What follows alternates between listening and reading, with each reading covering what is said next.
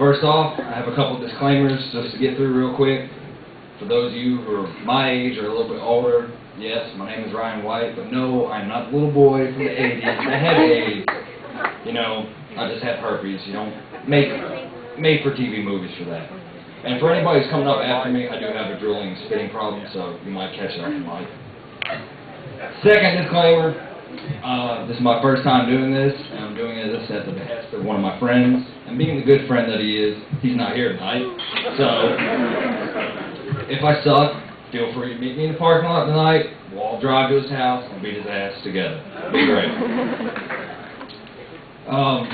So, as I sat down, started coming up with stuff to talk about up here, I learned a couple things about myself. One is, I am definitely a product of the public education system. And that is... What the fuck was that? Anyway, I am dyslexic and dumb as shit because I have not a logical thought in my body. Because I think about the most random shit in the world. And that's why I've decided about 97% of my time is spent thinking about weird shit. The other 3% I'm either picking my nose, scratching my ass, or beating off because I love to masturbate.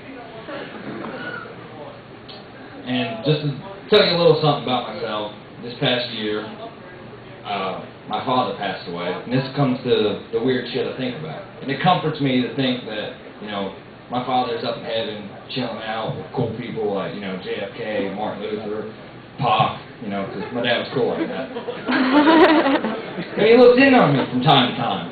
But then I started thinking, what if he's looking in on me when I'm just doing, like, nasty, embarrassing shit? Like, you know, I'm in the corner beating off. My dad's like, hey, let's go check on my son. Ah, damn, the boy's masturbating again. We got to get out of here. But anyway, as you heard from Winston, and of course, come to Greensboro tonight, I had to get on the, you know, lovely clusterfuck that is I-40. By round of applause, how many of you people hate that road? Okay. Thank you. I'm not the only one. Because apparently it's just me that on every ramp, every on-ramp on 40, when you get on it, apparently there's this big sign that says, take all your knowledge you know about driving, crumple that crap up, and just throw that shit out the window. Because it don't matter out here. Because it's between you and God whether you're making it home tonight from that ride. Because it's always the same people that are, you know, speeding like 55, 60. You're driving down the road. Here comes this guy from way down here, 2 miles down the road, doing 90. And he sees you in the distance. And your car is getting bigger and bigger. But no, he's not going to get over another lane and pass you. No, he's going to get right up on your ass. Because, you know, that's just what people like to do. And then he passes you, and as he goes by you, he flips you off. And you're like, what the hell, dude? I'm not doing anything. But that's just me. But I do accredit most of my random thoughtness to too many years of drug abuse and alcoholism. And here recently, I've had to give up my pot smoking because of one simple reason. I get high, I get in my car, I'm like, oh, I'm going to go to the store, get some Ben & Jerry's, and chips and stuff.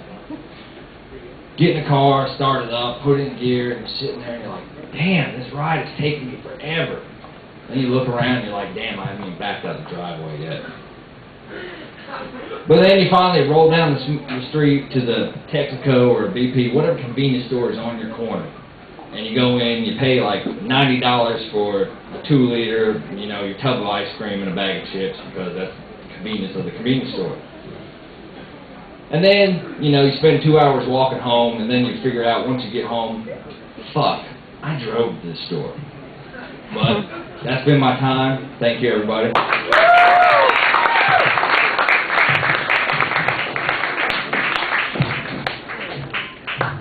Ryan White, ladies and gentlemen.